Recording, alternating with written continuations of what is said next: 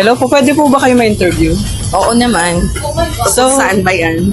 About lang po sa paggawa ng patis, meron lamang po kaming kaunting katanungan about po doon. So, ano po palang pangalan ninyo? Ako si Mari Cargasa, taga dito sa Lungos, Pinagsabugan. Alaman po ba kayo about sa paggawa ng patis? Base sa kaalaman ko, ang paggawa ng patis, kadalasan ginagamitan ng mga isda.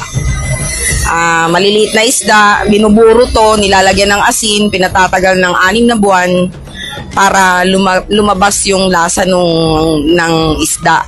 Kaya ang kinalalabasin nito is patis. Okay po.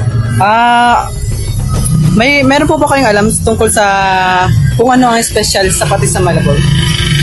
Ang pagiging espesyal ng patis ng Malabon, kaya sinabing espesyal, nananamnam nito yung lasa ng isda at the same time hindi siya ganun kaalat.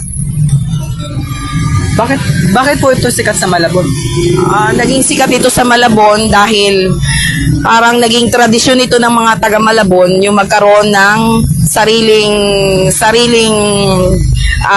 pampalasa sa pagkain, sausawan sa pagkain na talaga namang ginamitan ng sariwang isda. Ano po ang history ng patis sa Malabon? Ang pagkakaalam ko, noong 1957, si Aling Rupina na may-ari ng Rupina Patis ay nagtitinda ng tuyo at tinapa. Doon niya natuklasan na ang tuyo pala at ang isda palang maliliit, pwedeng maging, pagka ibinabad sa asin, pwedeng maging patis.